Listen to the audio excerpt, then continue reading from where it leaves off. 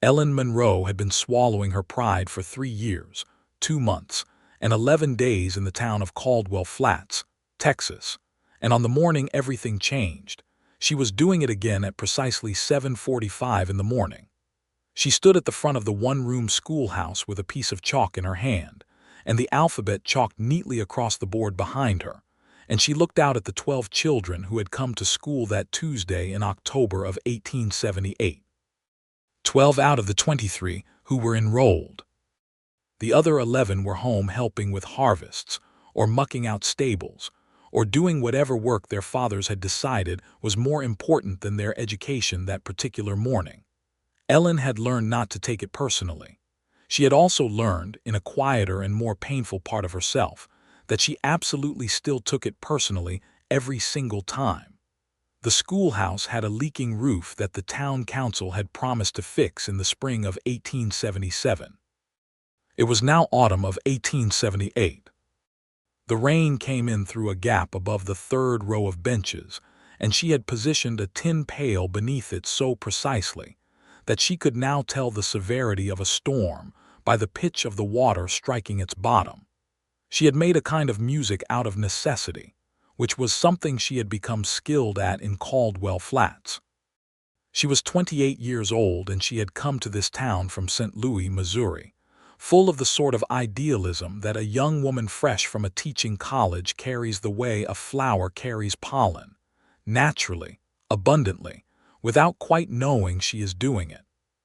She had believed that education was the great equalizer, that children who learned to read and think and reason would grow into adults who read and thought and reasoned, and that a town built on such adults would be a place worth living in. Caldwell Flats had not cooperated with this vision. The town was run, in the way that most small Texas towns were run in 1878, by a handful of men who had been there the longest and shouted the loudest. Chief among them was Harold Beaumont, who owned the general store, the feed mill, and roughly half the town council, and who had made it clear from Ellen's first week that he considered her presence more of a decorative civic gesture than a genuine institution.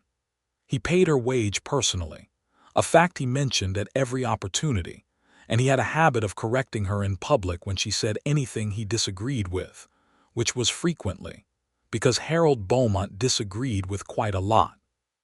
She had stayed, though. She had stayed because the children needed her, and she knew it. She had stayed because leaving felt like conceding something she was not willing to concede. She had stayed because her older sister Clara was settled in St. Louis with a husband and 3 children, and no room for a younger sister, who had made the bold choice to go teach on the frontier, and going home felt like admitting that the bold choice had been a mistake. It had not been a mistake. She believed this with a ferocity that sometimes surprised her in the quiet moments before sleep. The work was real. The children's faces, when they suddenly understood something they had not understood before, were real. The letters she helped them write to distant grandparents were real. The reading she coaxed out of the shyest ones, the mathematics she made into games, the history she told as stories because history was stories, all of it was real, and it mattered, and she was good at it. She was just desperately, achingly lonely in the doing of it.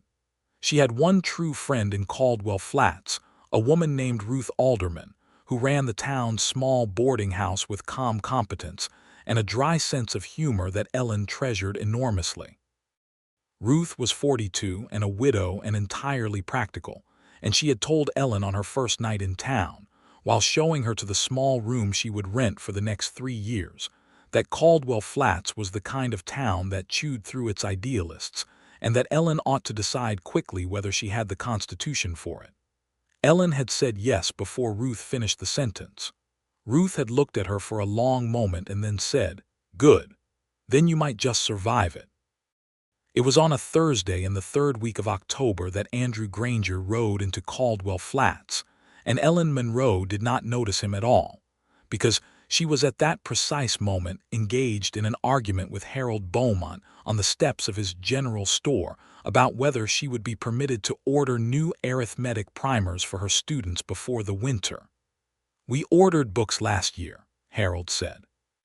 He was a broad man with mutton-chop whiskers and the particular kind of satisfied expression that comes from never having been wrong in one's own estimation. "We ordered readers last year," Ellen said. She had her list in her hand, and she held it with the same precision she held everything, squarely and without apology. "The arithmetic primers we have are from 1865. Some of the pages are missing and the binding is held together with twine." "Books are books," Harold said. "The mathematics in them hasn't changed. The pages have physically fallen out, Mr. Beaumont. There are children sharing a single copy between 4 students, and I am teaching multiplication from memory, because page 47 no longer exists." Harold looked at her the way he always looked at her when she made a perfectly logical point, which was with a kind of glazed blankness that she had come to understand was not stupidity but a deliberate choice not to engage. "I'll bring it to the council," he said. "You said that in March. And I'll say it again now. Good day, Miss Monroe." He went back inside, and the bell above the door gave its little brass jingle, and Ellen stood on the steps with her list, and breathed very carefully through her nose, because she had learned that the alternative to careful breathing was saying something that would cause Harold to withhold her salary for the month on some bureaucratic pretext he would manufacture on the spot. It was in this moment of careful breathing that she first saw Andrew Granger. He was riding down the main street on a dark bay horse with a white blaze on its face, a tall man with dust on his coat, and the kind of unhurried, easy seat in the saddle that speaks of someone who has spent more time on horseback than on solid ground. He was not remarkable at first glance, not in the way that a man tries to be remarkable. He had a working face, weathered and honest, with dark eyes that moved over the town with the quiet, assessing look of someone who was cataloging exits and hazards without consciously deciding to do so. His hat was a good hat, well-shaped and serious, pushed back just slightly from his forehead. He passed the general store without looking at it and rode toward the livery stable at the far end of the street, and Ellen watched him go with the mild, fleeting attention she might give any stranger passing through, which was to say she noticed him, and then went back to thinking about arithmetic primers. She learned who he was from Ruth that evening at supper. "New man came in today," Ruth said, setting a bowl of beef stew on the table with the economical precision of a woman who has served a great many suppers. "Name's Andrew Granger, hired on with the Calloway Ranch." "Jim Calloway's place?" Ellen asked. She tore a piece of bread from the loaf in the center of the table and passed the rest to Ruth. "The same. Tom Calloway's running it now. Jim passed in the spring, you remember." Ellen did remember. She had attended the funeral with her students, who had liked old Jim Calloway because he sometimes brought candy to town. "What do you know about this Granger?" Ellen asked, and she asked it the way she asked most things, with genuine curiosity and no particular personal investment, or so she believed at the time. "Not much yet," Ruth said. "Came from up north, I think. Kansas, maybe. Tom Calloway's been looking for a good ranch hand since Jim passed because half the crew left." She sat down across from Ellen and unfolded her napkin. "He's got a quiet look about him, not unfriendly, just quiet." Ellen thought of the man on the dark bay horse and the way his eyes had moved over the street. "Yes," she said, "that's what I thought." She did not think about him again that evening. She thought about him the next morning, which surprised her. She was at the schoolhouse early, as she always was, writing the day's lessons on the board, and she found her chalk pausing on the letter G, and her mind drifting back to the way the man had sat his horse, the ease of it, the complete absence of performance in it. He had not been riding into town the way some men rode into town, which was as a kind of announcement. He had simply been going somewhere on a horse, as naturally as walking. She shook herself and finished writing the G and moved on. He came into her notice more formally the following Saturday, when she was at the general store herself, purchasing the small weekly supplies that her salary permitted, and she rounded the corner of the dry goods shelf with her basket and nearly ran directly into him. He stepped back quickly and caught the basket she nearly dropped with one hand, the reflexes of a man accustomed to catching things before they fell. "Sorry," he said immediately.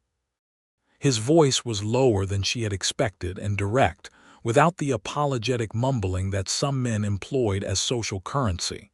"That was my fault." "It was equally both of ours," Ellen said, because she believed in accuracy. She took the basket back and looked up at him. He was taller than she had registered from the street, with the particular kind of leanness that belongs to men who work hard and eat whatever is available, and his dark eyes were examining her with the same quiet assessment she had seen him apply to the town itself. "You're the schoolteacher," he said. It was not quite a question. "I am, Ellen Monroe." She did not offer her hand because the custom did not generally call for it, but she met his gaze directly, which was her habit with everyone. "Andrew Granger," he said. "I'm at the Callaway Ranch. I heard you came from Kansas." A small thing happened at the corner of his mouth, not quite a smile, but a near neighbor to one. "Wyoming, actually. Ruth Alderman's information isn't complete yet." Ellen felt something shift very slightly, somewhere in the vicinity of her chest. It was such an unexpected thing to say. Most men who came through Caldwell Flats fell into predictable categories: the ones who were confident to the point of obliviousness, the ones who were uncertain and expressed it as surliness, and the ones who simply had nothing interesting to say. Andrew Granger had said something unexpected, and she found, to her minor surprise, that she liked it. "I'll tell her to update her files," Ellen said. The near smile became an actual smile, brief and genuine, and he said, "Pleasure to meet you, Miss Monroe," and moved past her toward the flour and sugar section of the store. And Ellen stood with her basket and told herself very firmly that she was not going to turn around and watch him go. She did not turn around. She considered this a small personal victory. The weeks that followed were, in the way of small towns everywhere, a gradual accumulation of ordinary moments that added up to something less ordinary. She saw him on Saturdays when she shopped. She saw him some evenings when the Callaway crew came into town and stopped at the saloon or the diner. And she was returning to Ruth's boarding house from the schoolhouse, where she had been preparing the following week's lessons in the better light of the long autumn afternoons. They nodded to each other. Once he held a door open for her at the post office, and they exchanged approximately 40 words about the weather and the state of the road between town and the Callaway Ranch, which had developed a significant rut near the creek crossing after an early rain. She told herself she was not keeping count of these moments. She was aware that she was keeping count of these moments. What she had not anticipated was that Andrew Granger was watching Caldwell Flats with the same careful eyes he had used when he first rode in, and that what he was watching was not the town so much as what the town did to Ellen Monroe.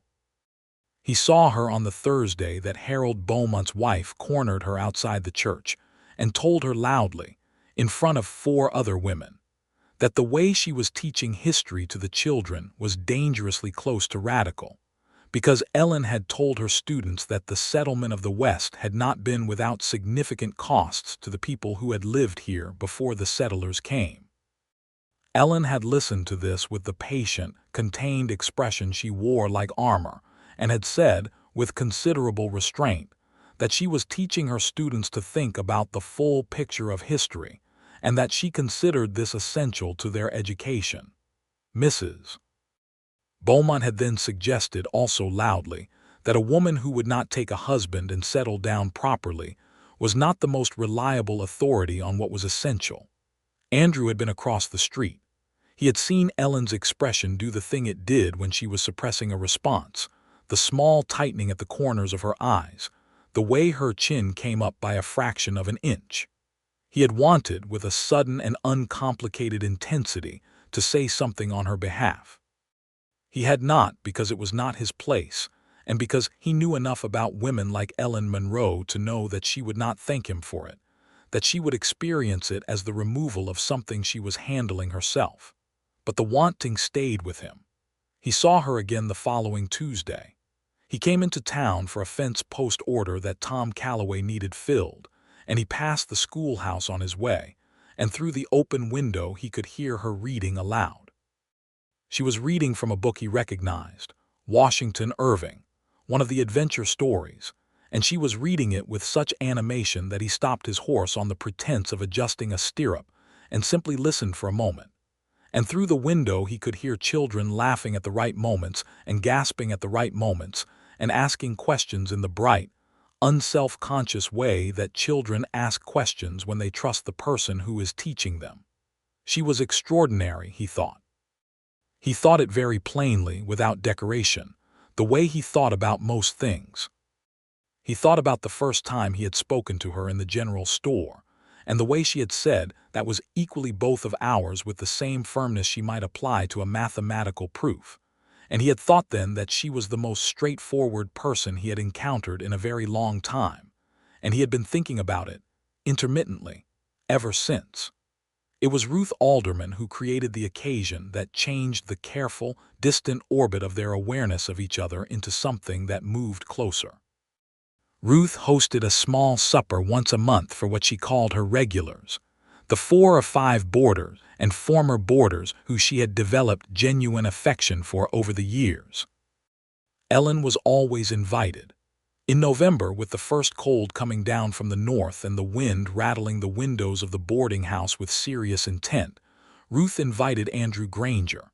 He arrived at 7 o'clock exactly, with the punctuality of a man who has been taught that other people's time matters, and he had clearly made an effort, which Ellen noticed because she noticed everything: a clean shirt, his hair combed, the good hat left at the door. He sat across from her at the table, and Ruth placed a pot of roasted chicken between them with the satisfied air of a woman executing a plan, which Ellen suspected but could not prove. The conversation at Ruth's table was always good because Ruth insisted on it, deflecting any slide toward complaining or gossip with the practiced ease of a river guide. She directed questions and let people answer fully, and then connected one answer to another until the table was talking like a single organism, everyone feeding someone else's thought. Andrew Granger, Ellen discovered, had opinions. This sounds like a simple thing, but in 1878, in a small Texas town, the men she encountered most frequently had not opinions so much as established positions, fixed things that did not require conversation to maintain. Andrew's opinions were different. They were working, living things that he held provisionally, aware that new information might change them.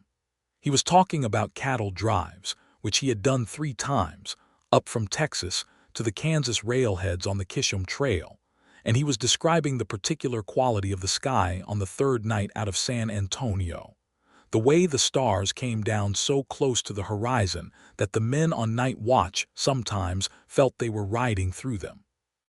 He described it in plain language without any attempt at poetry, which somehow made it more poetic than if he had tried, and Ellen found that she had set down her fork and was simply listening. "Did you want to keep doing it?" she asked. The drives, he considered this. She noticed that he actually considered questions before answering them, did not fire back an automatic response. "Parts of it," he said, "the work of it, the sense of getting somewhere." He looked at her steadily. "But 3 drives is enough to understand what the work costs. The men who do it year after year start to look like the cattle in a way, just moving, not choosing." "So you chose differently," Ellen said. "I chose to stay somewhere long enough to know the ground," he said. Ruth was pouring coffee with the serene expression of a person not at all listening to the conversation, which meant she was listening to every word. The conversation ranged further after that. Education, which he had opinions about and asked her genuine questions about, the kind of questions that assumed her expertise rather than challenging it. The state of the territory, the railroad coming closer every year. Books, and here Ellen discovered that he was a reader, that he had carried a small collection of books from place to place the way another man might carry tools, and that he had read Washington Irving and also Thoreau and also, to her genuine delight, George Eliot. Most men don't admit to reading George Eliot, she said. Most men don't read George Eliot, he said. I think they're missing something. The evening ended at 9 and she walked back to her room upstairs feeling the particular warmth of having been genuinely talked to, genuinely listened to, for the first time in longer than she cared to calculate. She sat at her small desk by the window and graded papers by lamplight and told herself with varying success that this was nothing. A pleasant supper, a man with a good mind and a steady manner, nothing to build a story from. By December, however, she was building a story without meaning to. He began to say more when they passed each other in town. Not lengthy conversations, but real ones, each one a small continuation of the last, as though they were engaged in a single ongoing discussion that the practical requirements of their respective days kept interrupting. He asked about her students by name, which she told him in passing, and she found that he remembered them. He asked how the fight for the arithmetic primers was going, and she told him it was ongoing, and he listened to the details of the ongoing fight with the same focused attention he brought to everything. One cold December morning, she came out of the post office to find him holding her horse, which she had not tied properly in her haste to collect what she hoped was a response from the State Education Board about her second letter requesting funding, and which had been wandering toward the water trough. She was heading for better company, he said, handing her the reins. She's not wrong, Ellen said, and looked at the envelope in her hand, which was a response from the Education Board and which was, upon quick examination, a politely worded refusal. She was aware that her face did something she usually controlled better. Bad news, he asked. She looked up. There was no judgment in his face, no prepared sympathy, just a real question asked simply. The State Board has declined to provide additional funding for Caldwell Flats school materials, she said. This is the second time I've written. The first was in April. She paused. They recommend I apply again in the next fiscal year, which begins in March. He was quiet for a moment. Then he said, "Is there another way to get the primers?" "I would have to purchase them myself," she said. "Which is possible over 2 or 3 months on my salary, but not ideal." She stopped herself, because she was aware that she was telling him a great deal and was uncertain when that had become comfortable. "I'm sorry, that's more than you needed to know." "I asked," he said reasonably. "You did," she agreed. "If you make a list of what you need," he said carefully, looking not at her but at some middle distance as though considering the words before he committed to them, "I can ask around the ranch. Tom Calloway's a decent man and his wife reads. They might contribute something toward it." Ellen looked at him. "That's very kind," she said, and she meant it without qualification, without the slight defensive distance she usually applied to kindness that came with expectations attached. This kindness, she felt, had no strings. It was just a kind thought from a man who had a kind thought and said it. "I'll let you know what I find out," he said, and touched the brim of his hat and walked toward the livery. She stood in the cold December street holding her horse's reins and the Education Board's politely worded refusal, and felt something she had not felt in Caldwell Flats in 3 years, 2 months, and something more than 11 days. She felt seen. Tom Calloway's wife, Margaret, turned out to be not merely a reader but an enthusiast, a woman who had been educated back in Pennsylvania before she came west with her husband, and who had always meant to do something about the school and never quite gotten to it.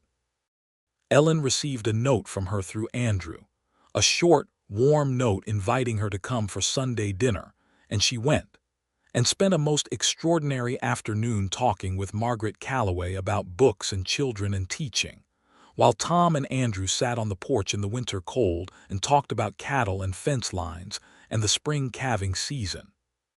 3 weeks later, Margaret Calloway had organized a subscription among the ranch families in the area, and Ellen had enough to order 2 complete sets of arithmetic primers, a new grammar book, and a map of North America that did not have half of Kansas missing, which the old one had. Harold Beaumont heard about this and said at the next council meeting that outside interference in the school's affairs was irregular. Ellen, who had been waiting outside the meeting room with the patience of a woman who has learned that the hallway outside a council meeting is where the real decisions are announced, heard this through the door and felt a white, clean anger move through her. She smoothed her skirt and walked away, because she had learned that Harold Beaumont wanted a reaction, and she had stopped providing them. Christmas came to Caldwell Flats with the particular sparse grace of a frontier town doing its best. The schoolhouse had its small party, with the children singing and reciting, and the parents seated on the uncomfortable benches with the proud, slightly bewildered expressions of people who are surprised every year that their children have learned as much as they have. Ellen had stayed up 2 nights stringing paper chains and cutting stars from brown paper bags, and the room looked, she thought, genuinely festive, even with the tin pail in the 3rd row that she had emptied that morning in anticipation of the first winter rain. Andrew Granger appeared in the doorway partway through the afternoon, with Margaret Calloway and several other ranch families, and he stayed at the back with his hat in his hands and watched the children perform with an expression that Ellen caught once across the room. It was the expression of a man looking at something that moves him, not sentimentally but genuinely, and she looked away quickly because looking at it felt like reading someone's private letter. He found her afterward when the parents were collecting their children and the festivity was softening into practical departures. "Impressive," he said. "They worked hard," she said, which was both deflection and truth. "So did you," he said. "The room looks beautiful." She looked at her paper stars and her garlands of brown paper and felt the particular satisfaction of having made something good with very little. "Thank you," she said. "I was rather proud of the stars." "You should be." He looked at her with a quiet directness that she had come to know was not boldness, not exactly, but honesty, as if looking at her was simply the natural thing to do when she was talking. "Merry Christmas, Miss Monroe." "Merry Christmas, Mr. Granger." He put his hat on and went out with the Calloways into the cold blue afternoon, and Ellen sat down on one of the student benches in her emptying schoolhouse and looked at her paper stars and felt that the world was, for the moment, not entirely without hope. January arrived with its teeth bared. The cold that settled over Caldwell Flats in the first week of 1879 was the serious kind, the kind that got into the schoolhouse through every gap in the walls and made the children huddle in their coats and made Ellen's writing hand ache by 11 in the morning. The roof was still not repaired.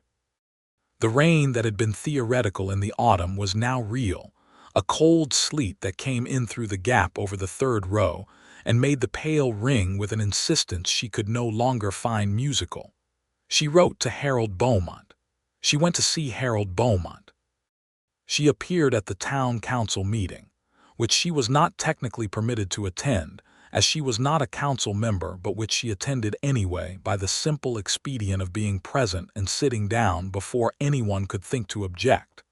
And she made her case about the roof with every piece of evidence at her disposal, including the pail, which she brought with her as a visual aid. The council voted to table the matter until spring. She walked out of the council meeting and directly into Andrew Granger, who was coming up the street, and stopped when he saw her face. "The roof," he said. She had not told him about the meeting, but he had apparently worked it out, which she found she did not mind at all. "They've tabled it until spring," she said. He looked at her for a long moment. He had a look, she had come to know, for when he was thinking through a problem with real attention.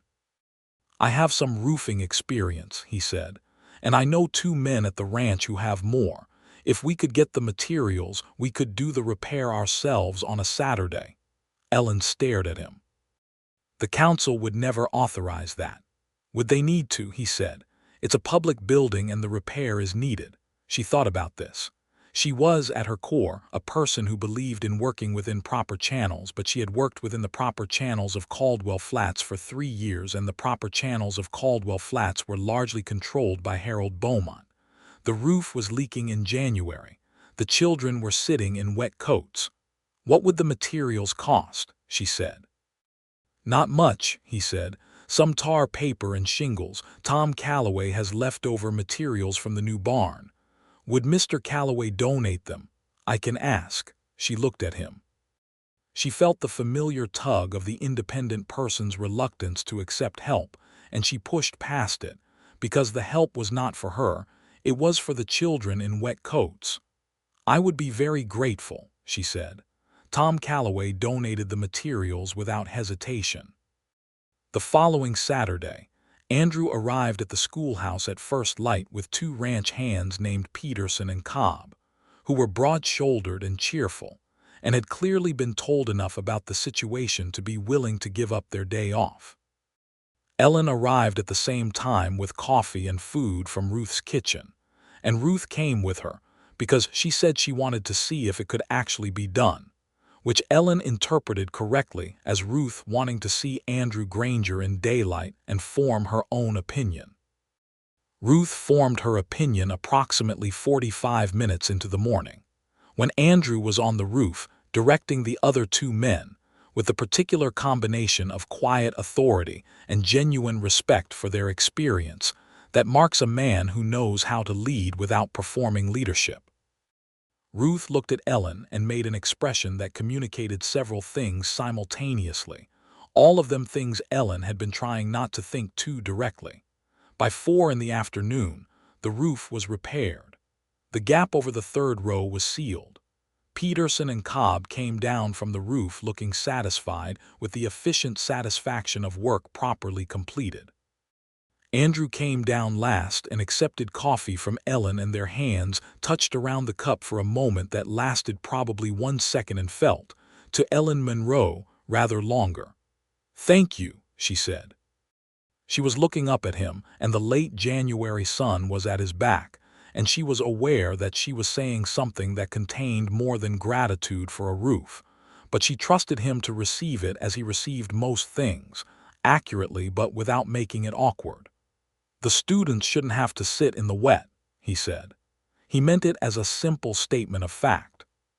She understood that he meant something larger by it too, that the students deserved what they were owed and that someone ought to see to it when the official mechanisms failed, and she loved him for it, startlingly and suddenly, in a way she had not loved anyone in a very long time. She did not say this. She went home and sat at her desk by her window and looked at the cold street below and examined the feeling carefully, the way she examined everything, and then she acknowledged it to herself without flinching, because she had always believed that the most important honesty was the honesty one maintained with oneself. She was in love with Andrew Granger, or close enough to it that the distance remaining was not significant. The question was what to do with that information. In the practical geography of Caldwell Flats in January of 1879, there was not much to do with it immediately. The weather was cold and uncooperative, the work of both their days continued in its respective channels, and the careful, ongoing conversation of their acquaintance continued at its established pace. But something had changed, as things change after a recognition, even a private one. She was more aware of him. She was more alert to the details of him, the way his hat sat differently when he was tired versus rested, the way his voice dropped a half register when he said something he meant with particular seriousness, the quality of his silence, which was not empty but full, occupied with thought. She thought, sometimes, that he felt it too. There was a particular kind of attention he paid her that was different from the attention he paid to Tom Calloway or Ruth, or anyone else she had seen him interact with. It was precise. It was complete. When she spoke, she had the sense of having his whole mind, which was not a common experience for women in 1879, and which she valued beyond what she was quite able to articulate. February brought a crisis that had nothing to do with the school, and everything to do with Caldwell Flats being the kind of town it was. The crisis was this. Ellen received a letter from the county superintendent of schools, a man named Gerald Hobbs, who she had dealt with twice before and found to be well-intentioned but without much spine, informing her that there had been a complaint lodged against her teaching methods. The complaint, filed by Harold Beaumont on behalf of, as the letter put it, Several concerned citizens alleged that she was using the classroom to advance political opinions that were not appropriate for young children, and that her tendency to discuss the history of the West in a way that showed sympathy for the Indian peoples was dangerously close to sedition. Sedition. She read the word 3 times. It had never occurred to her that teaching her students that the history of the plains was complicated, and that the people who had lived there before the settlers had their own full humanity was a seditious act. But then, she supposed, in Caldwell Flats, any acknowledgement of complexity was suspect. She sat with the letter for an evening, and then wrote back to Gerald Hobbs with 4 pages of detailed explanation, including a description of the specific lessons in question and the educational philosophy behind them. And she cited relevant educational literature and 2 speeches by the current Secretary of the Interior, and she was very, very precise. Then she went to find Ruth. Ruth read the letter from Hobbs and made a sound somewhere between a sigh and a curse, which coming from Ruth was the equivalent of a dramatic outburst from anyone else. "Harold Beaumont," she said. "Harold Beaumont," Ellen confirmed. "What are you going to do? I've written to Hobbs. I've documented everything. I have records of every lesson I've taught." She looked at her hands. "I may also need a character reference from someone the county takes seriously." Ruth was quiet for a moment. "Tom Calloway has some standing in the county," she said carefully. "Margaret would write you a reference without being asked twice." "I know," Ellen paused. "I'm not sure it would be enough on its own." There was a silence between them that had a shape to it, and Ellen knew the shape, and she was aware that Ruth knew she knew. "Andrew Granger's been with the Calloway Ranch since October," Ruth said, in the tone of a woman stating simple facts. "He's well regarded. Tom speaks highly of him. He's been here long enough that a reference from him would carry weight." Ellen looked at her tea. "I'm not going to ask him for help," she said. "I know you're not," Ruth said. "I'm just describing the situation." Ellen was quiet. Then, to her considerable surprise, she said, "Do you think he would?" Ruth looked at her with the frank, affectionate appraisal of a person who has watched you carefully for a long time. "I think," she said, "that man has been looking for an excuse to do something useful for you since October. I don't think he'd need asking twice." Ellen did not go to Andrew. She told herself it was because she wanted to resolve this herself, and she believed this. And it was also true that she was afraid of what asking him would mean, and what it might invite, and whether she was ready for what it might invite. She was saved from the full weight of this dilemma by Andrew Granger himself. He found out about the complaint from Tom Calloway, who had heard it from the doctor, who had heard it from someone at the council, which was how information moved in Caldwell Flats. He came to the boarding house on a Saturday afternoon, his hat in his hands and his expression serious, and he asked Ruth if he could speak with Miss Monroe. Ellen came downstairs and found him in the front parlor and said, "You heard." "Tom told me," he said. He did not pretend to be casual about it. He looked directly at her with his dark eyes and said, "I'd like to write to the county superintendent, if you'll allow it." She stood in Ruth's front parlor in the winter afternoon light and looked at him and felt, with a sudden and overwhelming clarity, all the things she had been carefully managing for the past 4 months. She felt them all at once, and it was rather a lot to feel. "You don't have to," she said. "I know," he said. "I want to." "Why?" she asked. It was not a challenge. It was a real question, the kind she always asked, wanting the real answer. He was quiet for a moment in the way he was quiet, before saying something he meant completely. Then he said, "Because you are the best thing in this town, Ellen Monroe, and this town has been doing its level best not to notice that, and I'm tired of watching it." The parlor was very still. The winter light fell through Ruth's clean curtains and made a pale pattern on the floor between them. Ellen looked at Andrew Granger and felt something in her chest that had been carefully closed for 3 years, and something more opened so completely and so suddenly that it was almost frightening. And she thought, with the part of her that never stopped thinking clearly, that this was what it felt like when something real arrived. "My name is Ellen," she said, which was not, strictly speaking, a response to what he had said but which he understood immediately and completely because he was a man who listened. "Ellen," he said. The small correction, the granting of it, the way he said the word, straightforward and quiet, as though it were the most natural thing in the world to say, undid the last careful knot of reserve she had been keeping. "Yes," she said. "Write to the superintendent." He wrote the letter that afternoon at Ruth's kitchen table, and Ellen sat across from him working on her lesson plans, and they did not say very much, but the room felt different from any room she had sat in for a very long time. Full in a way she had not noticed rooms could be. The letter he wrote to Gerald Hobbs was 4 paragraphs long, and it was, in her private estimation when she read the draft he showed her, remarkably good. He wrote as he spoke, directly and without excess, and he described what he had observed of her teaching, the morning he had passed the schoolhouse and heard the children's delight, the Christmas performance, the care she brought to her students' education, and he concluded by saying that any county that failed to support a teacher of her caliber was a county that did not understand the value of what it had, which was blunt enough to be memorable.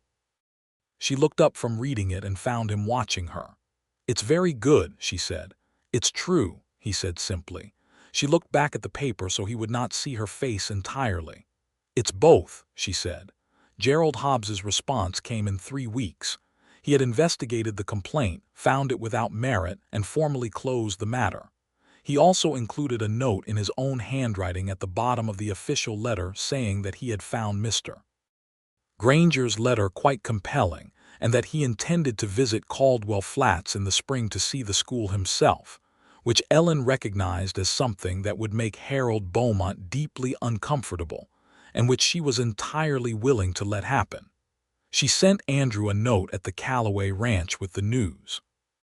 He came to the boarding house that evening, and Ruth produced a bottle of sherry that she claimed to have been saving for a special occasion, and the 3 of them toasted the closure of the matter with small, precise glasses and considerable satisfaction. It was the first evening that Ellen and Andrew sat beside each other rather than across from each other, on Ruth's small settee, and the nearness of him, the warmth and the solidity of a person within reaching distance, was something she was acutely aware of all evening, and she was aware that he was aware of it too, because she had become very skilled at reading Andrew Granger. When he left that evening, he stood in Ruth's doorway with his coat on and his hat in his hand, and he said, "Would you take a walk with me on Sunday, just along the creek if the weather holds?" It was the most direct thing he had said to her. She felt it as such. "Yes," she said, "I would like that."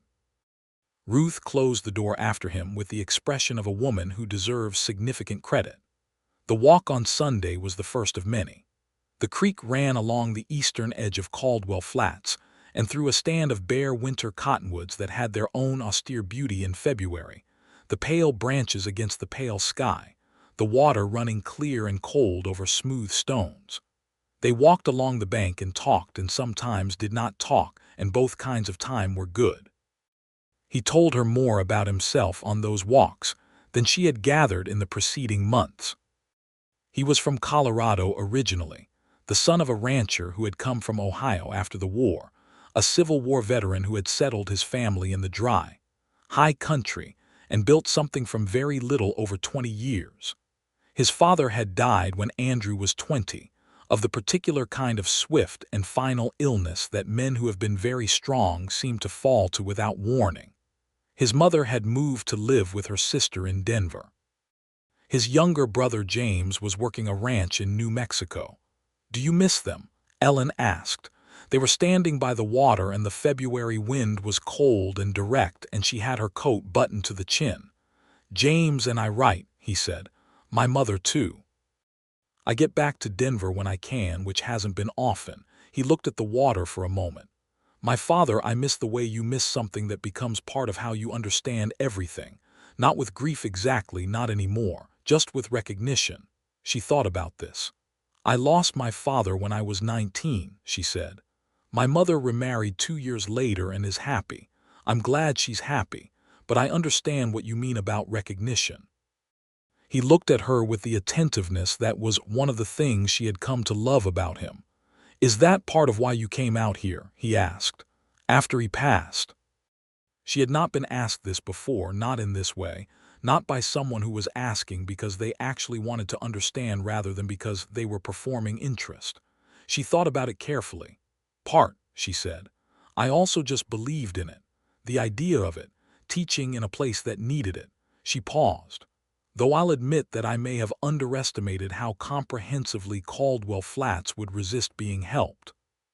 He made a sound that was the near laugh she had catalogued, the one that preceded an actual laugh when something struck him as both funny and true. "It's a determined town," he said. "It is that," she said. The wind came off the water and she shivered involuntarily and without planning it, without the careful calculation of her usual awareness. He put his arm around her shoulders briefly, warmly, and then caught himself and started to withdraw it. And she said, "No, please, it's cold." And he left it there. And they stood beside the winter creek with his arm around her shoulders, and she thought that she had not felt this simply, uncomplicated safe in as long as she could remember. Spring arrived in Caldwell Flats with the gradual, convincing assurance that it always does, the soil softening, the cottonwoods along the creek finding their pale green again, the children at school visibly restless with the particular energy of young humans who have been inside too long and can smell the outdoor world calling. Ellen opened the schoolhouse windows in April for the first time, and the fresh air came in with such enthusiasm that all of her papers lifted off the desk, and she laughed, genuinely and freely, and her students laughed at her laughing, and it was a very good morning. The arithmetic primers arrived by freight wagon in March, and she unpacked them with the attention of a person handling something precious, which she supposed they were. She wrote to Margaret Calloway with sincere thanks and received a warm note in return inviting her to dinner again, which had become a regular occurrence over the winter, Sunday dinners at the Calloway Ranch where the food was generous and the conversation was good and Andrew was always there. Those Sunday dinners had become the fixed point of her week. She looked forward to them with an honesty she no longer tried to moderate. She looked forward to the drive out to the ranch in the Calloway's wagon when Tom came to collect her and Ruth, to Margaret's kitchen and the smell of the food and the easy way the four of them, and sometimes a ranch hand or two, settled around the table and talked through the afternoon. She looked forward to Andrew across the table. She looked forward to walking back to the wagon in the evening with him beside her, close enough that their hands sometimes brushed, and the walk was always slightly longer than the direct route required, and neither of them mentioned this. He kissed her for the first time in April, in the cottonwood grove by the creek, on the Sunday walk that had become their established ritual, on an afternoon so warm and clear that the winter seemed like a rumor. They had been standing by the water in the particular comfortable silence that had developed between them, and she had been looking at the way the new leaves caught the light, and she had turned to say something about it, something about the specific quality of spring light that she had been composing in her mind, and he was closer than she expected, and whatever she had been about to say went out of her mind entirely. He kissed her very carefully, as though asking a question and waiting to hear the answer, and the answer she gave was immediate and without the slightest ambiguity. She put her hand against his chest and felt his heart beating fast, which was one of the most moving things she had ever felt, because he always seemed so steady, and to know that her proximity did this to him, that he was not steady at all, that underneath the quiet certainty he was as undone as she was a revelation. They stood together in the April cottonwoods for a long moment after. "I've been wanting to do that since October," he said, against her hair. "November," she said. "October I was still pretending I hadn't noticed you." He laughed, properly this time, the full laugh that she had been carefully noting the occasions of all winter. "November," he conceded. She pulled back just enough to look at him. She wanted to see his face in this moment because she was someone who paid attention and she did not want to miss it. He was looking at her with something that was past fondness and past desire, and was a complete and generous thing that she recognized, with the certainty of a woman who has been reading people carefully for 28 years, as love. "I am not an easy person," she said, because she believed in telling the truth at moments that mattered. "I have opinions about everything, and I'll argue with you when I think you're wrong, and I care enormously about my students and my work." "I know," he said, with the simplicity of a man stating something he has already fully accounted for. "And I've been in this town for 3 years," she said, being made to feel that those qualities were problems, "and I'm no longer willing to feel that they are problems, so if you have any indication that you might eventually want me to be different—" "Ellen," he said. She stopped. "I am not interested in you being different," he said. "I'm interested in you exactly as you are. The arguing and the opinions and the students, all of it. That's what I'm standing here for."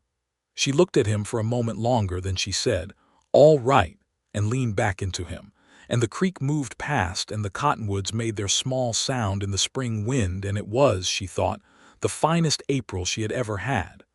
The practical complications of being in love in Caldwell Flats in 1879 were, of course, immediate. The town noticed. Towns the size of Caldwell Flats always noticed, in the particular comprehensive way that small communities notice things they have been vaguely waiting for.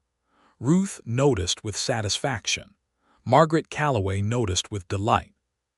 Tom Calloway noticed and said, at a Sunday dinner, with a kind of laconic warmth, that it was about time, to which Andrew said that he had worked up to it at his own pace, and Tom said that his pace had been slow enough to make a man anxious, and everyone laughed. Harold Beaumont noticed with the particular displeasure of a man who has decided that the schoolteacher is his to disapprove of, and is irritated that she has acquired a constituency. He made a remark at the April council meeting about teachers maintaining appropriate professional decorum, which was code for nothing specific but gestured at several things. And Ellen, who heard about it from Ruth, was tired enough of Harold Beaumont's opinions about her life that she no longer felt the white anger, only a weary contempt. Andrew said when she told him about it, "He's going to say things. He always will. The question is whether it changes anything." "It doesn't," she said. "Then it doesn't matter," he said. She considered this and found it entirely sound. Gerald Hobbs came in May, as he had promised, and spent half a day at the school. He sat in the back row on one of the uncomfortable benches and watched Ellen teach with the evaluative attention of someone who genuinely knows what they are looking at. And at the end of the day, he shook her hand and told her that she was running the finest small school he had visited in 2 years, and that he was recommending Caldwell Flats for a county educational development grant that would, if approved, provide funds for a new classroom stove, additional materials, and some basic repairs. She could feel Harold Beaumont's displeasure from across town. The grant was approved in June. It was June when things between Ellen and Andrew became more formally certain, though they had been certain in every practical way since April. He came to her on a warm Saturday evening when the whole town was lit with the long summer light, and found her on the front steps of the boarding house where she liked to sit in the evenings with a book, and he sat beside her on the steps the way he had learned to sit near her, close enough to be present, with the easy comfort of someone who has stopped worrying about what his proximity communicates because they have agreed on what it communicates. He said without preamble, because he was not a man who liked preamble, "I want to marry you, Ellen." She looked at him. The June evening was golden and warm, and somewhere down the street a dog was having a minor disagreement with something, and she looked at Andrew Granger's face, which was the most honest face she knew, and felt something huge and clear move through her. "Yes," she said. He took a breath that told her he had not been entirely certain, which she found inexplicably dear. "Yes," he said, as though confirming it. "Yes," she confirmed. He had a ring. She had not expected a ring. They had not been to a jeweler. She had not had any sense of him having planned this particular evening, but he produced it from his coat pocket, a simple gold band with a small garnet that he told her had been his mother's ring, sent from Denver when he wrote to his mother in April that there was someone he wanted her to know about. She looked at the ring and then at him, and then she said, "You wrote to your mother in April." "The week after the Cottonwood Grove," he said. She understood then that he had been as certain as she was, that there had been no waiting period of doubt, only the careful pace of a man who did not want to move faster than she was ready for. "Your mother sent this to you," she said. "She sent it with a letter," he said. "She said she hoped the woman I was writing about would say yes." Ellen put the ring on her finger and looked at it for a moment and then looked at Andrew. "Tell her she said yes immediately," she said. He smiled, the full smile that was one of the best things she had seen in Caldwell Flats.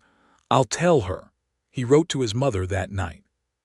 His mother wrote back within 2 weeks, and Ellen received a letter addressed to her directly, from a woman named Alice Granger in Denver, which was warm and generous and clever, and which told her, among other things, that Andrew had been serious all his life, and that she was very glad to hear he had found someone who suited him. Ellen wrote back immediately, and the correspondence that began then became one of the genuine pleasures of her life in the years that followed. They set the wedding for September, which gave them the summer and gave Ellen time to think about what came after the wedding, which was a question with several components. The first component was practical. She was the schoolteacher and Andrew was a ranch hand, and the Callaway Ranch was 4 miles outside of town, which was a distance that mattered when school started at 8 in the morning, and the road was sometimes impassable in bad weather. The second component was professional. She had no intention of giving up her work. She had told Andrew this in April plainly, when they were first making their intentions clear to each other, and he had said, just as plainly, that he had never expected her to, and that he would find it deeply strange if she did, given that she was the finest teacher in the county and the county needed her. "But the ranch is 4 miles out," she said. "Then we'll figure out the 4 miles," he said. "Tom Callaway has already mentioned that there's a house on the east edge of his property that's closer to town. He's willing to let us have it for a fair rent."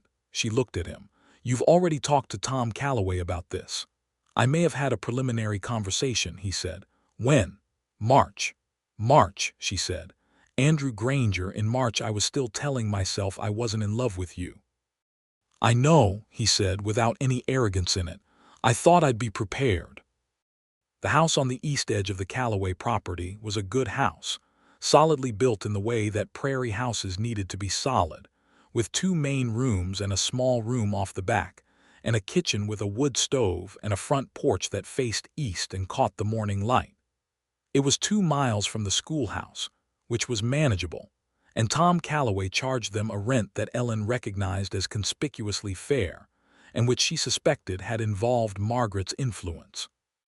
She and Andrew spent the last weeks of summer making it ready, a project that became one of the foundational memories of their life together, the two of them painting walls and hanging curtains and debating with genuine investment about where the bookcase ought to go, which was a conversation that lasted 3 separate evenings and was eventually resolved in Ellen's favor, against the east wall where the morning light would fall across the spines.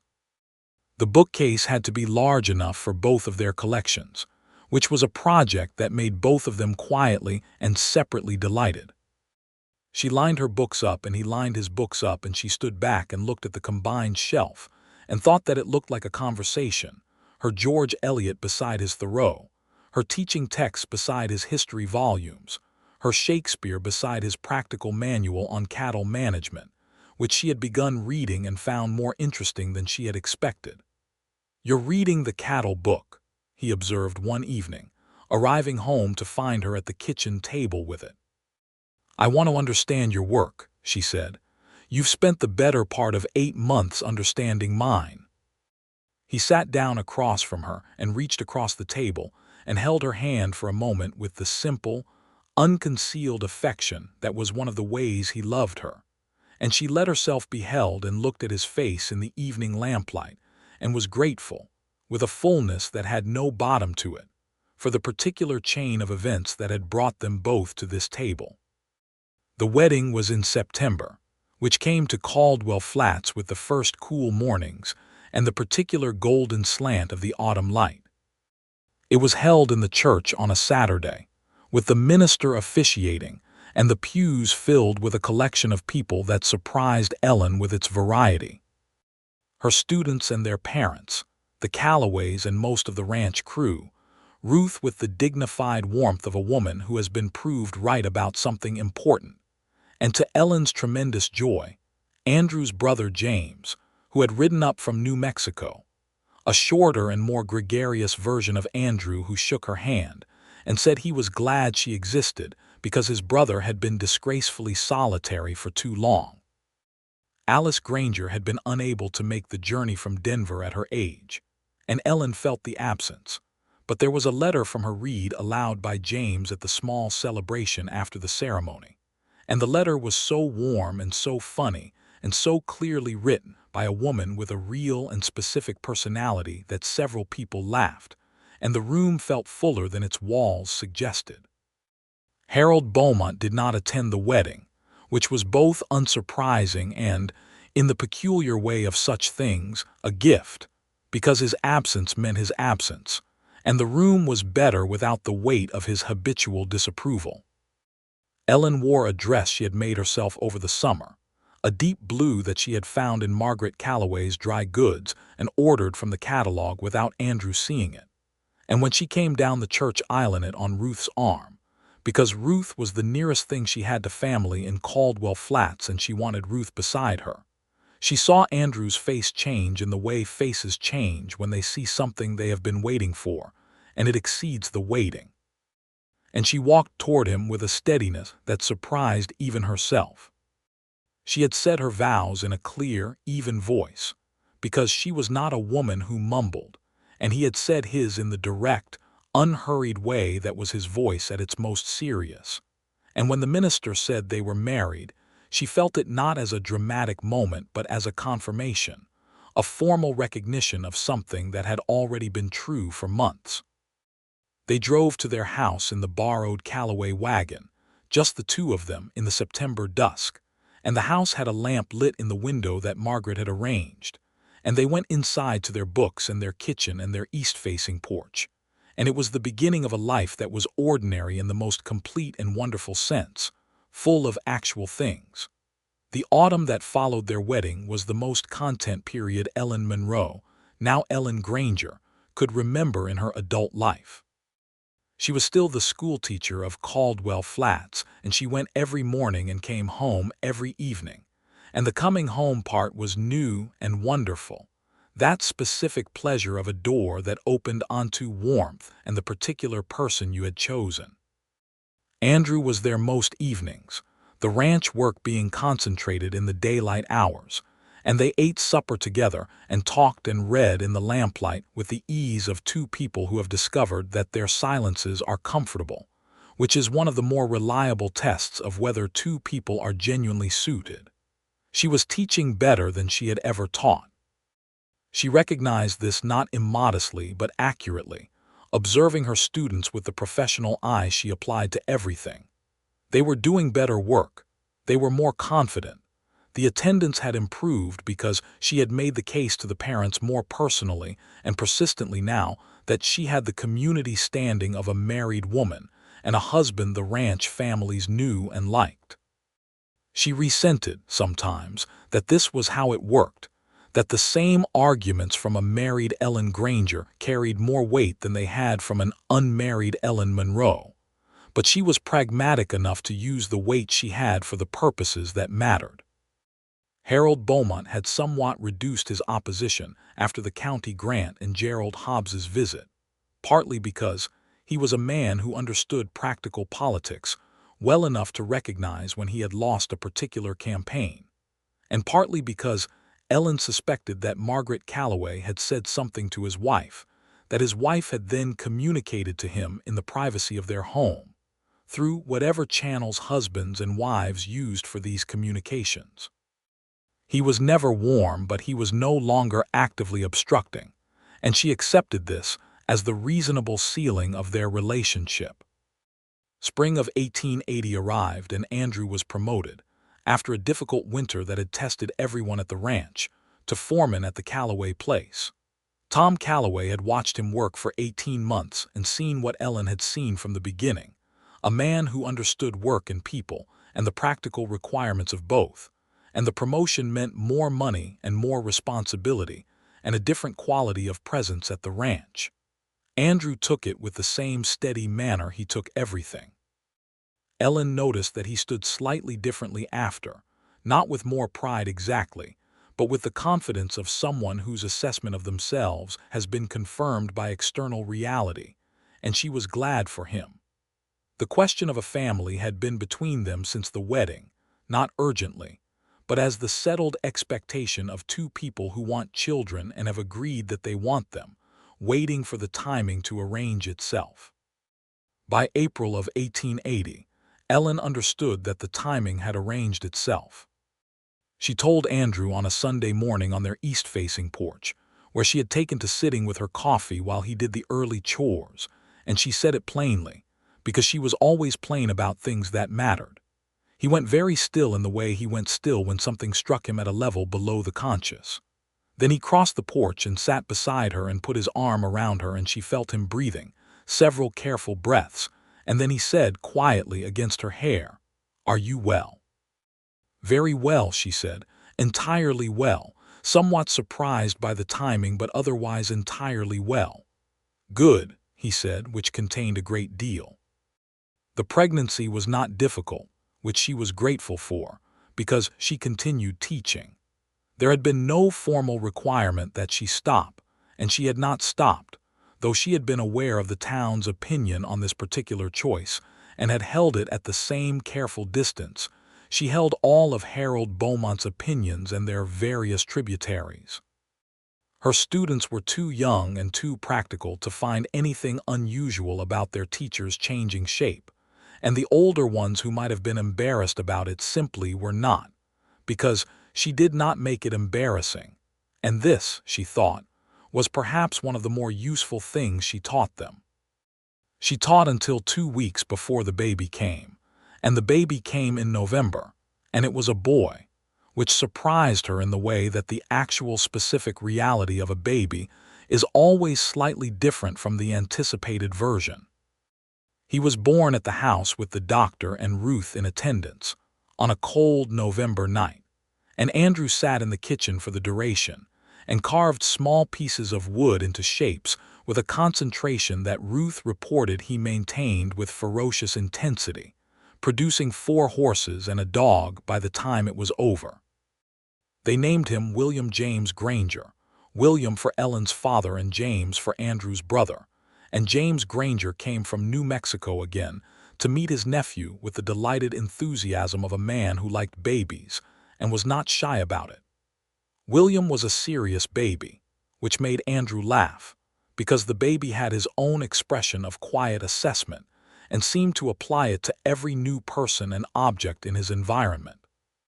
"He's looking at everything like he's figuring it out," Andrew said, on one of the early mornings when he was holding the baby so Ellen could sleep, and Ellen, who was not quite asleep, said from the pillow, "He gets it from you." She heard him laugh softly and then speak quietly to William, something low and easy that she could not quite make out, and she lay in the morning warmth and listened and was so full of love for both of them that it was somewhat overwhelming, and she let it be overwhelming, which was new, because she had spent several years keeping herself from being overwhelmed by anything.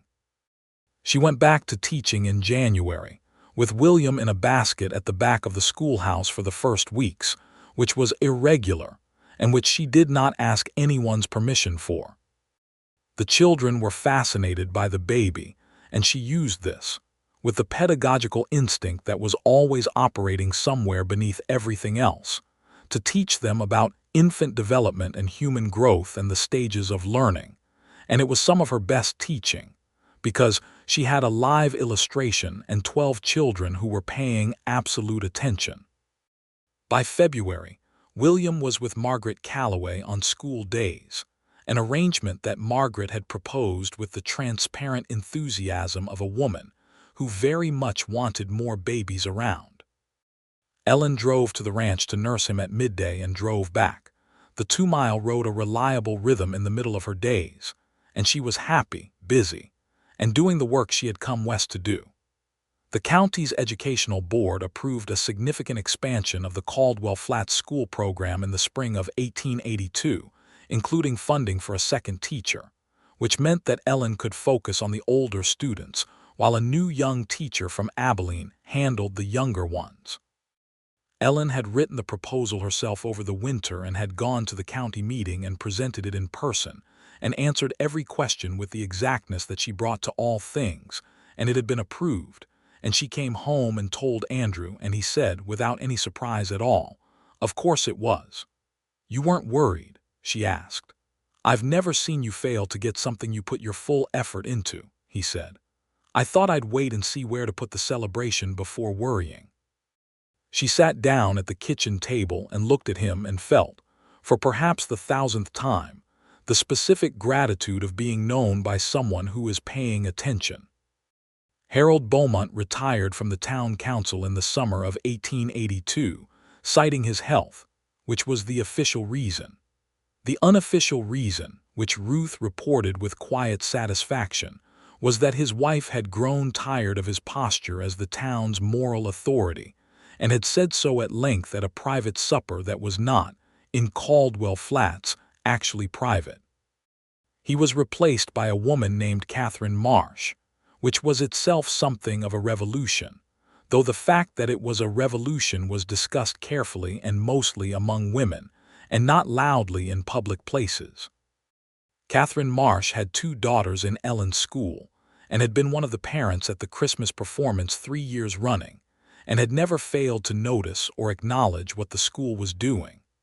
Ellen made no comment on Harold Beaumont's departure beyond remarking to Andrew that she hoped his health improved, which she meant with the limited sincerity of a person who does not wish ill on anyone, but is not heartbroken by a particular departure.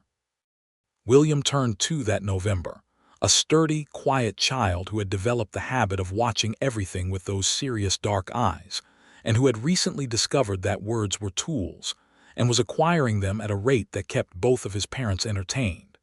He called Ellen Mama and Andrew Dada and Ruth Roo, which Ruth found deeply undignified and secretly cherished.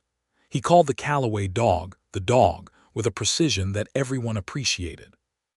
The autumn that William was 2 brought a new thing to the house, which was the news in October that there would be another baby in the spring. Andrew heard this with a quality of joy that was different from the first time, less stunned, more immediately and completely glad, and he said without a pause, "William's going to have someone to argue with," and Ellen said, "He's going to be absolutely tyrannical," and they were both right. The second baby arrived in April of 1883, a girl this time, a small, fierce creature with Ellen's coloring and Andrew's disposition toward careful observation, which in a baby meant that she was usually thoughtful and occasionally, without any apparent warning, extremely loud. They named her Clara Alice Granger, Clara for Ellen's sister and Alice for Andrew's mother. Ellen wrote to her sister in St. Louis with the news and received the warmest letter she had had from Clara in years, because Clara had been somewhat stiff about Ellen's choices for some time, finding them impractical. But a successful marriage and 2 healthy children was a language Clara fully understood, and the letter was full of real warmth and the specific questions that come from genuine interest. Ellen wrote back with the details and they began corresponding more frequently, and the following summer Clara came to visit with her husband Edmund and their 3 children, and the visit was chaotic and wonderful and ended with Clara sitting on the east porch in the morning light and saying, with the frank simplicity of an older sister, "You were right, Ellen, about all of it." Ellen was 32. She had spent 4 years in Caldwell Flats before Andrew came, and 4 years after, and the difference between those 2 periods of time was not only that she was happier now, though she was, enormously, but that the unhappiness she had been in before had been a specific kind that had more to do with being unseen than with being alone. She had been doing good and important work in a place that treated it as decoration, and the weight of that consistent undervaluing had been something she was carrying so constantly she had stopped noticing its weight. What Andrew Granger had done, she understood now, was not rescue her. She had not needed rescuing. What he had done was see her, precisely and completely, from that first meeting in the general store when she had said that was equally both of ours, and he had smiled as though she had said something worth smiling at, and then he had kept on seeing her, and the accumulation of being truly seen by a person of genuine intelligence and good character over a sustained period was not a small thing. It was, she had concluded, one of the largest things available to a human being. She told him something like this one evening in the late summer, when William was 3 and Clara was 5 months, and they were sitting on the porch in the long August dusk with the children inside sleeping and the whole flat Texas landscape turning gold in the last light. "I want to tell you something," she said. "All right," he said, in the tone that meant he was entirely ready to hear it. "I was drowning here before you," she said. "Not catastrophically, not in a way anyone would have seen. But I was drowning in the particular way that happens when you do good work that no one takes seriously, for long enough that you start to wonder if they're right. And I never want to not have told you that you changed that." He was quiet for a moment in his thinking way. Then he said, "You were never going to stop, whatever I was or wasn't. You were going to keep teaching those kids and fighting for the roof and writing to the county superintendent. I didn't change that." "No," she said. "But you made it matter that I did. You made it matter to someone who was paying attention, and that's different." He looked at her in the August dusk and she looked back, and this too was a moment she intended to keep, the specific quality of his face when he was moved by something and not attempting to contain it. "You made it matter to me before I had any business having an opinion about it," he said. "That morning I heard you reading through the schoolhouse window, Washington Irving. I stood there longer than I should have, because it sounded like the whole world had sound in it." She took his hand. He held it. The dusk went on around them. Clara grew up as fierce and as curious as her first months had suggested, and William grew into his father's steady temperament and his mother's precision with words. By the time Clara was old enough to be in school herself, Ellen was teaching her own daughter in the same schoolhouse where she had stood with chalk and a leaking roof and a tin pail, and a stubbornness that had turned out in the end to be one of her best qualities. She taught for another 12 years in Caldwell Flats, through the county's expansion programs, through the arrival of the railroad spur that changed the town's character entirely, through the building of a new schoolhouse in 1886 with 2 proper classrooms and a roof that did not require a pail, though she kept the original pail in her classroom as a kind of monument to what work and persistence and a good man with roofing experience could accomplish. She became, in the way of essential people in small towns, someone the community could not quite imagine having been without, though many of them had tried quite hard to get along without her in the early days. Andrew was foreman of the Callaway Ranch for 8 years, and then, when Tom Callaway offered him a partnership in 1887, became part owner, and the ranch grew under his and Tom's joint management to be one of the better operations in the county, known for its practical management and the unusual quality of care given to the working men, which Andrew insisted on because he had been one of those men and understood what the difference made. Ruth Alderman lived to 71 and was sharp until the end, and Ellen was with her in her final weeks and held her hand at the last and told her that she had been the first person in Caldwell Flats to believe she could survive it and that she owed her an enormous debt. And Ruth said, in the dry and loving voice that had been constant over all the years, that she didn't need to be paid back. She just needed to be visited more often, and Ellen had laughed and cried simultaneously, which Ruth would have approved of.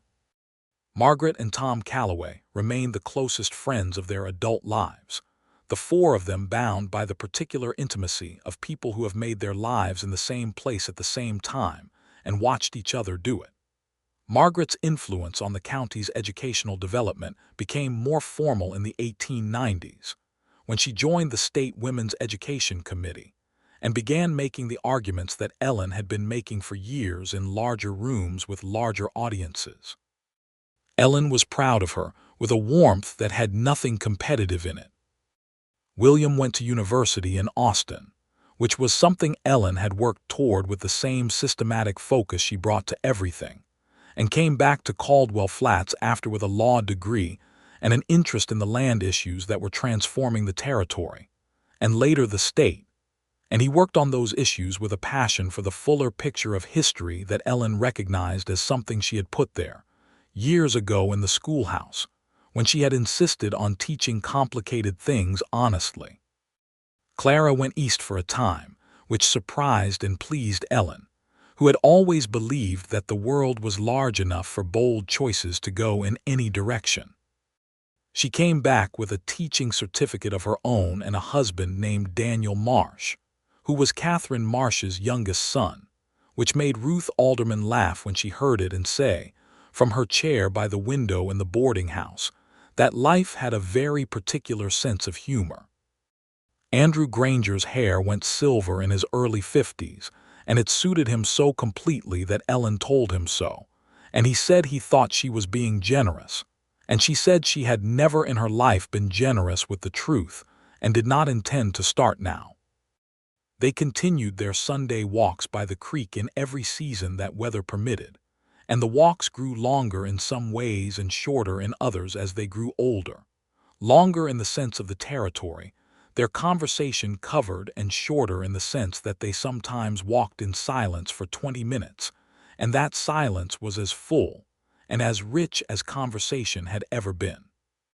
On an evening in October of 1895, Ellen Granger sat on the east porch of her house with her husband beside her, and a letter in her hand from the county school board, informing her that she had been appointed to a district advisory position, a formal recognition of what she had been doing informally for 20 years. Andrew had read the letter twice and was looking at her with the expression she knew as his fully pleased expression, the contained but genuine joy of a man watching something right happening. "Congratulations," he said. "It's a great deal more work for very little additional pay," she said, because she believed in accuracy. "Of course," he said. "Are you going to take it?"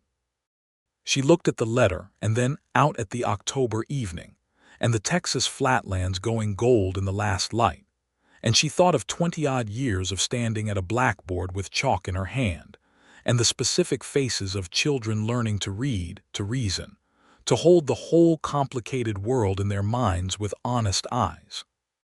She thought of the leaking roof and the tin pail and the letter to the state education board, and the arguments with Harold Beaumont, and the arithmetic primers that had taken 2 years to arrive, and the morning in the Cottonwood Grove, and every Sunday dinner at the Callaways, and the first time William had read a whole page without stopping, and Clara's particular ferocious laugh and Ruth's dry wisdom, and a man on a dark bay horse who had ridden into a town one October afternoon and looked at it with careful, dark eyes. "Yes," she said, "absolutely yes." He took her hand and held it in the cooling October air, and the porch was warm, and the lamplight came through the window behind them and fell across the boards, and somewhere inside the house they could hear Clara's voice and her husband's answering laugh and the ordinary music of an ordinary evening in a life that was, in every particular, exactly what she had come west to find, though she had not known when she came that this was what it would look like. She had come to teach. She had stayed too long in a town that did not know what to do with her. And then a cowboy had come in on a dark bay horse with quiet eyes and asked her, in the accumulated asking of all the small moments and the one large one by the winter creek, whether she wanted to be known. She had said yes. She had kept on saying yes, and the yes had made a life that was full to its very edges with everything that mattered, work and love and children and friendship, and the long view from an east-facing porch of a place that had become, in the deepest sense, hers.